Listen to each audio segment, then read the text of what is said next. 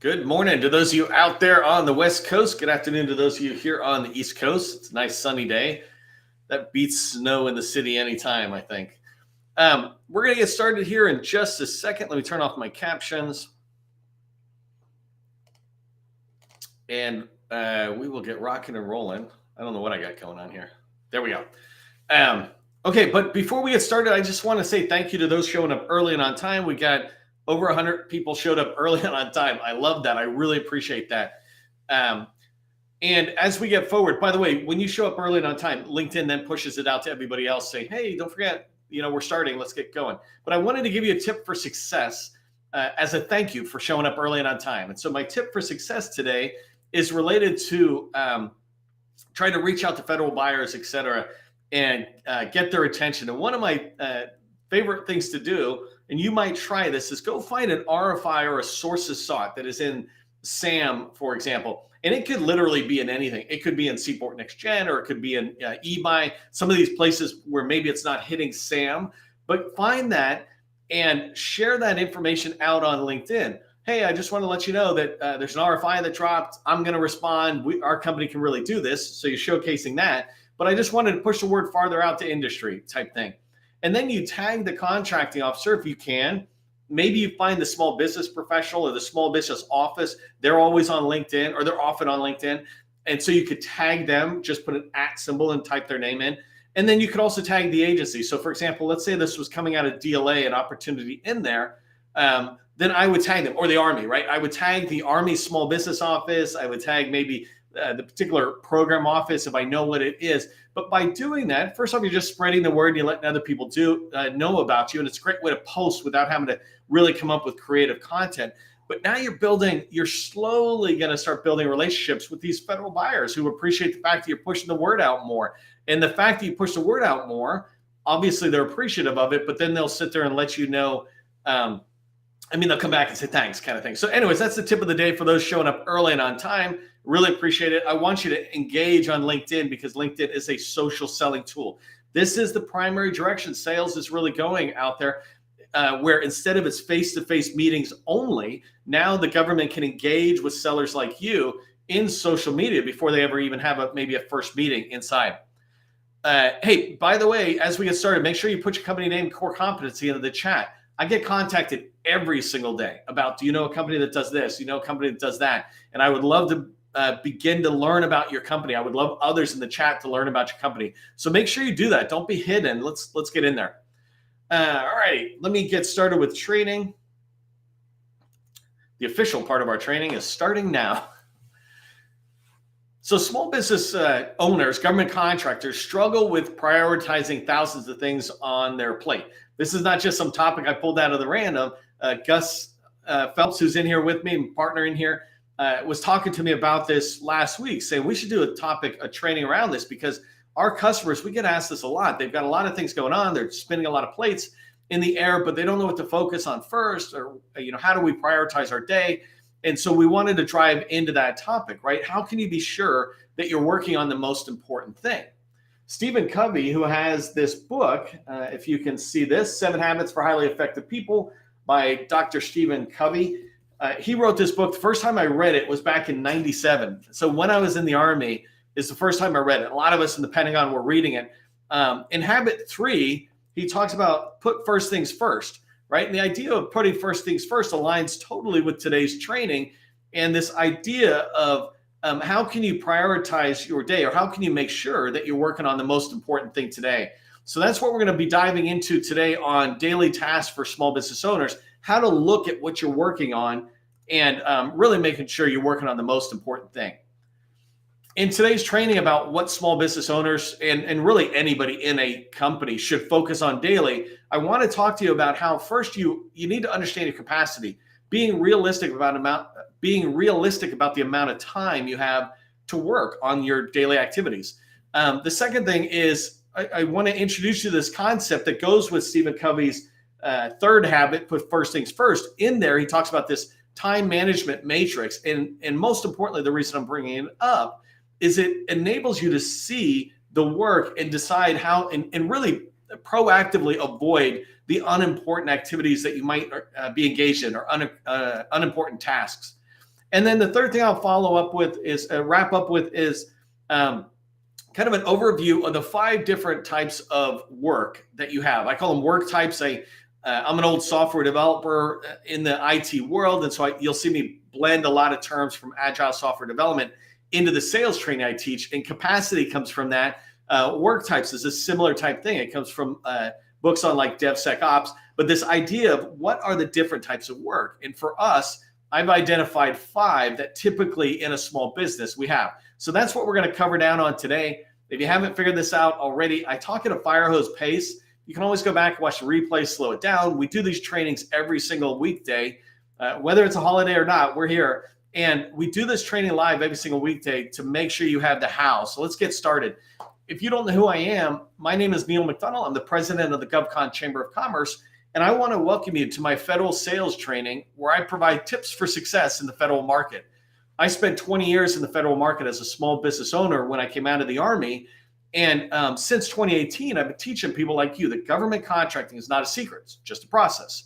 When we follow a process A to Z, we're going to have repeatable, predictable results. And that's what I want for you from for your business and for your day. It's really interesting, sidebar. Yesterday, I've been doing these like 400 trainings in a row. And I always say A to Z in this way. For some reason, yesterday I was sick and my mind made me go A to Z this way. And it's really interesting what happens to you when you're sick. Anyways, hey, if you haven't done so already, make sure you subscribe to our newsletter, Government Contracting Success Newsletter. It's where we put a ton of additional information. If you miss training or miss content, it's a great place to catch up because we'll also do, once a week, we try to dump a digest issue that says, hey, here's the stuff you missed. But make sure you subscribe to the newsletter so that you constantly are kept informed of what we're sharing out there related to government contracting. The last thing, before we get diving into your capacity, I just wanted to say thank you to those who registered for today's training. We had over 140 people registered for training, which I really appreciated. When you do that, it's an easy way for you to say thank you to me and to my team who put these trainings on for you at no cost, right? So it's a very easy thank you, very much appreciated. The second thing is when you do that, LinkedIn then pushes it out further to other people saying, hey, John and Jane are interested in going this training. You might also be interested in going to this training as well. This is your community. And so the stronger you help us make it, the more people come into it, the more people you can meet and go, oh, I'd like to connect with them. It's not just all about Neil, right, and his training. It's about that chat that you see. And it's about this ability to go into LinkedIn and continue following through on somebody and go, let me look at that person. Oh, we're in the same space. Maybe I'll go connect with them offline. We're like a daily live or living conference, if you will, where you get a chance to network every single day. So make sure you register. We got 2 more trainings this week, Thursday and Friday. And I'd love to have you in there, but make sure you register. It's a quick, easy way to help us. All right, let's dive into understanding your capacity. Again, I said this comes from software development when I first really began to talk about it. And the idea is when you think about your week, and somebody says, well, how much capacity do you have? And somebody goes 40 hours. Well, not really. You really don't have 40 hours because you got all these things going on. And that's what I want to talk about when I say understand your capacity, understand how much time you have available to work. There's this great quote that I like, and you can go learn more about the person who did this quote. I think it's pronounced Goethe. Don't quote me on that, all right? But the quote that I like is things that matter or things which matter most must never be at the mercy of things which matter least. And the idea ties directly into, in fact, this quote comes to me first through Stephen Covey's book, 7 Habits for Highly Effective People. In Habit 3, he talks about this. These are some of the things that influenced him that he was studying as he wrote the book, right? Things which matter most must never be at the mercy of things which matter least. And that's the idea, put first things first. And so when you think about capacity, you have activity that you're going to be doing, right? You only have so much time to work on the things that are important because you are going to be pulled into things that are sometimes a little less important. And we'll talk about that as we go forward. But you only have so much time. And in the next slide, I'll walk you through how to really think about how much time do I have. But when you are trying to manage your time, you absolutely have things that can't be avoided, right? You have, say, for example, you come in and you have this one customer meeting. Well, it's always going to be there, so you can't avoid it. The customer demands it. It has to happen. That's fine, right? But there are things you can get rid of. And what I want you to be able to do coming out of today, right, is to understand capacity. And the reason I'm saying this, I want you to be realistic about what you can accomplish in any given day or any given week. Sometimes we put too much pressure on ourselves to accomplish a lot, but we don't have the capacity to get it done. We don't have the time to get done everything we need to do. I'm like one of the worst violators of this, right? I'm constantly trying to go, okay, stop trying to say I'm going to do all of this. Let me just go, what's the one thing I can do? In fact, you can go back and watch a training I've done previously where I talk about understanding your one thing. You don't need to do a lot of things. If you get one thing and it's the most important thing done, then you're going to feel really good about your day. And that one thing doesn't have to take up 40 hours in a week or 8 hours in a day. It could take up 30 minutes. But when you look at what you need to get done, you go, that one thing would really help me and my organization move forward. So we're going to talk about this, but just remember this idea of capacity, right? How much time do I have? I did say that, you might have a customer recurring meeting that's there. That's normal if like there's 3, 4, 10 other people there in a program. But I would recommend you look at your calendar immediately and look at that and go, what meetings can I get rid of? I have a customer, for example, they have a Friday meetings and they have 2 different meetings with 2 different groups of people in their office. And what I suggested to them is first off, combine them. Second, drop it down to 30 minutes. And so now they're freeing up, let's say, an hour and a half a day or a week. That's a lot when you think about you only have 40 hours in a general week. And so look at your recurring meetings. Go, do I really need them? Or could they be replaced in some way? So the idea here, and I just mentioned eliminate recurring meetings, right? But the idea here of understanding your capacity is to understand what that even means. Your typical week begins with 40 hours. You have 40 work hour a week for the most part, right? And every month we have 168 hours generally of work hours. And so that's what you start with. And then the idea is customer commitments are in there. You have some meetings that you have with your customer that you might have with your customer that you have to, you have to have. You can't get rid of them and they're a commitment. And so what I want you to do is take those hours away from the 40 hours in your work week.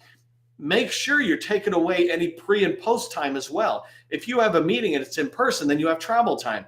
If you have a meeting and it's at 2:00, then you probably have a 15-minute window before at least to make sure you're on time. That really you can't schedule anything. You might be able to do a little busy work, but that time's kind of away from thinking really hard on your biggest challenges, right? Or something. And then afterwards, if you have a meeting with a customer or anybody, then you have activity afterwards that says, I need to do these action items. I need to write meeting minutes. Don't write meeting minutes later. One of my favorite things that as my wife and I were dating, she was a project manager at CIA and I was a project manager somewhere else. And she used to come out and meeting minutes were sent like within 30 minutes. And she just reminded me of when I was in the Army, that when we came back from the field, the first thing we did was cleaned our weapons. And so when you have customer commitments, that time immediately following that commitment should be blocked out for action items or just meeting notes, making sure you're squared away so you don't forget it. And when you think that way, then that customer commitment of a 30-minute meeting might expand to, let's say, 45 minutes or an hour of time blocked from the 40-hour week. The next one is get rid of recurring internal meetings. And I don't mean eliminate these, but I mean get rid of it from the 40 hours, right? So if you have a daily stand-up, sometimes customers have 30-minute daily stand-up in the morning. So get rid of that 30 minutes. That's 2.5 hours in a week from that 40 hours that you can't be working on these other things. And then as you move forward, then you'll have what your capacity is to work. For the average person, what I say is you generally lose 40% of your time. Just get rid of 40% of your time.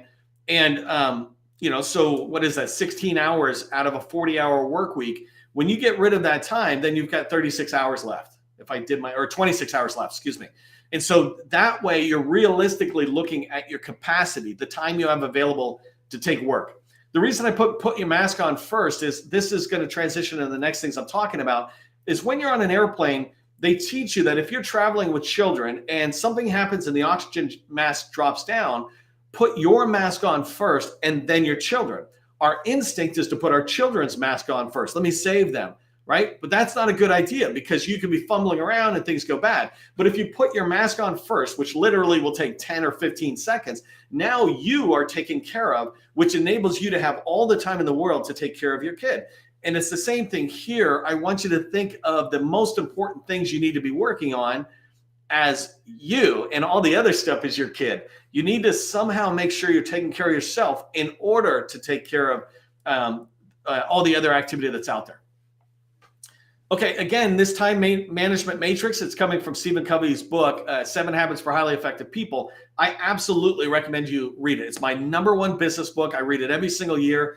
And now I've got it on audio, and it's 14 hours, but it's not that much time. It's like 28 days of walking, and I've listened to the whole thing, 30-minute walks or something. And so in here, Stephen Covey talks about 4 quadrants. Quadrant 1 and 2 are important tasks that you might be working on, but quadrant 1 is urgent and important. It's got to happen, right? It's crises that pop up, pressing problems or deadline-driven projects. You might think of like proposals that are kind of at the last minute. That's quadrant 1.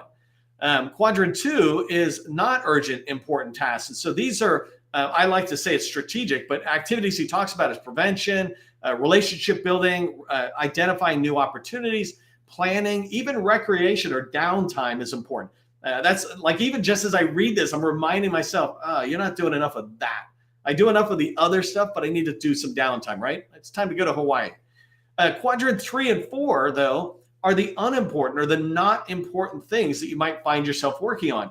And not important things can also be urgent and not urgent. So quadrant 3 is urgent, not important tasks that you might work on. Interruptions to your day, phone calls, emails, reports. He writes some calls, some mail. But pretty much, I think nowadays, anything that comes in is a disruption to your day, and that instantly becomes urgent and not important.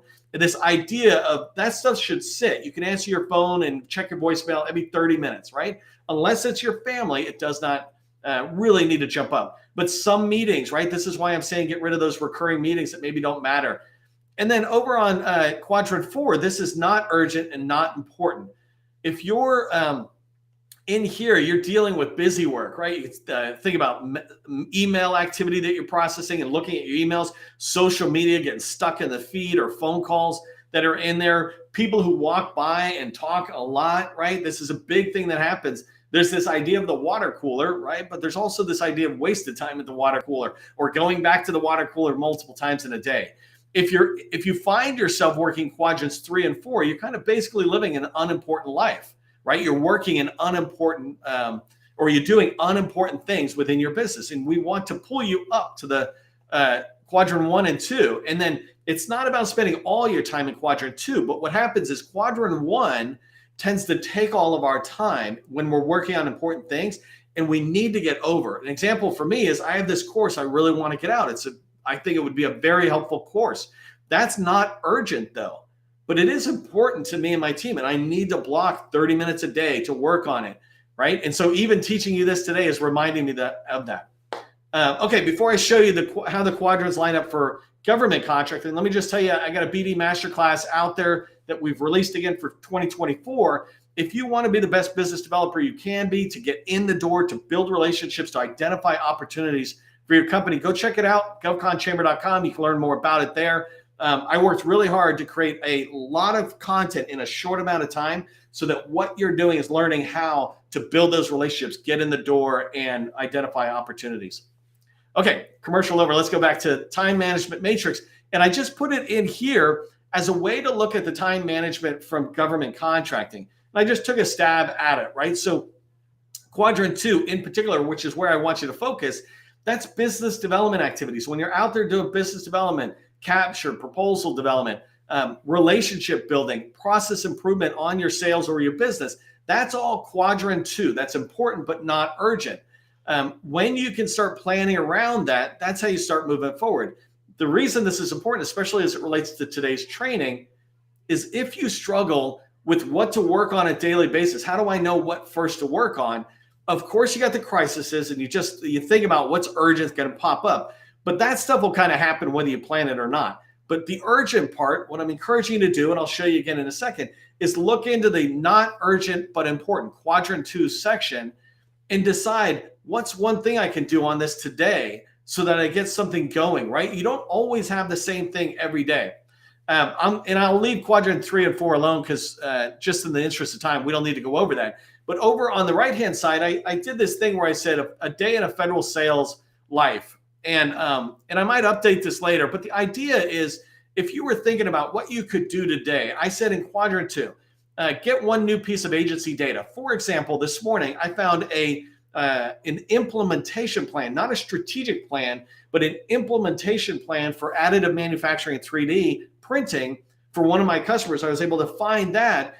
And from that really good piece of information, I'm able to find 5 more, and all of it stuck within a 30-minute window, right? So whatever you're trying to do within your target agency, try to find one more piece of information that helps you really understand that customer and shows that you care.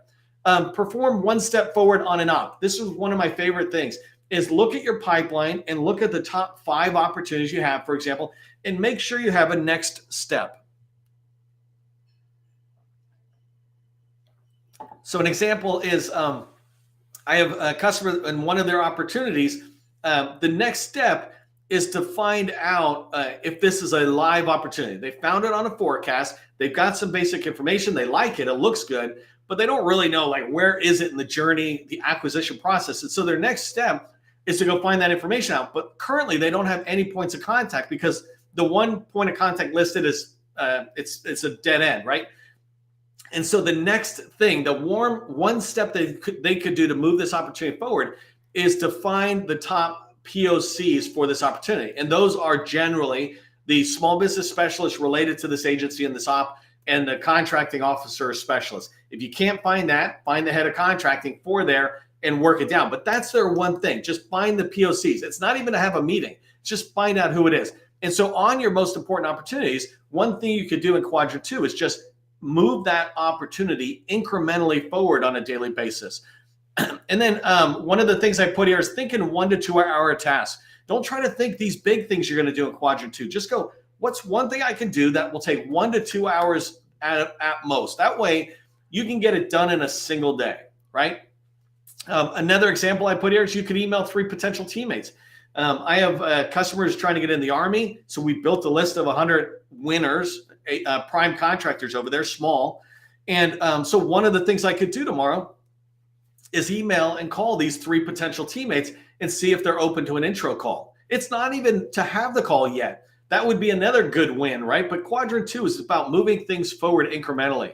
And that's what I put the last bullet there. Think about improving things generally. Industry days, follow-up emails and calls. I put those in quadrant 1 as an example of your federal sales activity because yes, you got to do that, but they're really not strategic activity.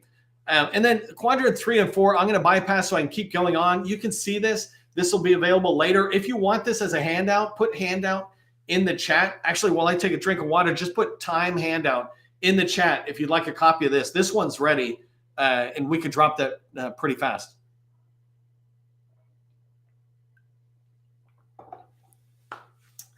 This training is thirsty business.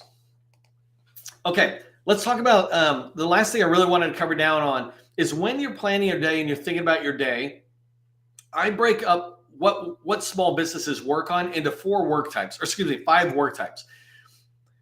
And the idea of these 5 work types is theoretically everything you're working on could fall into one of these 5 buckets. And so the first one is running your company, what I call back office, right? It's just back office activity. I know people have different names. I'm not here to debate the names. Basically, if it's running your company, I call it back office. That's one type of work. Another type of work is service delivery. This is what I call taking care of your customers. You're out there delivering the services and products you do. So if you're taking care of your customers, that's the second bucket. The third bucket, 4th and 5th, are all about sales. So business development, number 3, is about building relationships and finding opportunities. Number 4, capture management. This is about shaping an opportunity. Capture, the way I describe it, is about shaping one opportunity. You can do capture on multiple opportunities, but capture management is about shaping an opportunity. So that's a separate type of bucket. It's a separate activity. And then proposal management, right? The end of the sales cycle basically is writing a response to the government for opportunities you see. So those 5 buckets, when you plan your day and you're thinking about what can I be working on, I highly recommend you would take the approach of looking at each of these and go, what's the one thing I can work on that if I got it done, it would make everything else easier or unnecessary? And this is a question that you ask yourself. It comes from a book called The One Thing, ironically, or coincidentally. So the book is called The One Thing, but the question you ask yourself for each of these 5 buckets, what's the one thing I can do in the back office that if I get it done, it will make everything else easier or unnecessary? And so an example for me on something I did was I switched over basically who I was using to process the money from my customers from this organization to this organization. It took me a little time, but when it happened, oh my God, a couple of things happened, right? It instantly took away, it made it easier for me to process the money because these guys were giving me a headache. But the other thing is, because I went over here, I didn't even realize this second company had all these additional things that basically eliminated some of my extra tasks. And so that was one thing I could do. And now when I look forward again, I'll do the same thing. If I'm planning tomorrow, which is Thursday, and I say, what's one thing I can do? I'll look in there and just try to find the one thing, not a ton. The next thing, number 2, right? Service delivery, taking care of customers. One thing that I could do as I move forward is really improve the process we have for teaching our customers how to get more and more emails and phone calls answered. I got an email from a customer this morning. It's like, I got another one. It's like we're out fishing and we're reeling it in. And what they meant was they got another customer, potential customer, getting back to them, government buyers saying, yes, let's meet, let's schedule a meeting, right? That's what we mean, fish on, right? And then you go into building a relationship, et cetera. So, but when you look at these activities, you want to sit there and, so for me, service delivery is taking care of my customers. How do I help her and others be able to have even more success? And so they get 30 and 40 and 50% answer rates on their emails and not that typical 10% or less. And it's the same thing I want you to do with business development, capture management, proposal management. If you think about proposal management, maybe one thing you could do today or this week, right, when you're planning it is, what should I be working on? I could work on a reusable write-up. I have a customer who may or may not go after an opportunity, but I suggested to them, well, just write the response anyways. These technical questions that the government is asking, they're perfect for almost everything you want to respond to later on, because she is very narrowly focused in her offering, EEO investigations, HR investigations, et cetera. Let me know if you're interested in that. And I'll introduce you. But anyways, she's writing answers to this, and those answers will be reusable. So that's how she was able to determine, what am I working on today? Literally today, that's what she's working on. And if you do the same thing, you won't overwhelm yourself. You just pick one thing from each of these buckets. Each one should take no more than an hour or 2. And if they're pretty quick tasks, you'll be able to knock them out. And you don't have to do one from all 5 every day. Maybe what you do is say, today I'm doing one thing from number 1, and then every week you do one thing on Monday, and then Tuesday, each one of them only touches one bucket on the big quadrant 2 thinking. So here's what I want you to remember coming out of today's training, and as you move forward, right? First thing is determine your capacity. Really understand how much time you have available to work on those quadrant 2 tasks, the most important tasks. That way you don't set unrealistic expectations on yourself, which sets you up to feeling like you're not getting things done, or you're failing to achieve what you want. When you set the goals smaller, you'll achieve more. And as you achieve more, you'll find you have the ability, the capacity to do more. Number 2, make sure you spend time in each work type. Like I suggested a minute ago, you could do one work type per week or per day in the week. That way each work type is moving forward weekly. And number 3, maximize those quadrant 2 tasks. Quadrant 2 is about strategic activity. It's important, but it's not urgent. So it'll always fall behind important and urgent unless you give it its place, unless you put its mask on first, then take care of the urgent and important. Hey, if you want some help growing in the federal market and you're doing 1-2 million plus, love to talk to you about our BD Accelerator. Go check it out on GovCon Chamber of Commerce. For all of us, just remember, government contracting, it's not a secret. It's just a process. I'll see you in the next training.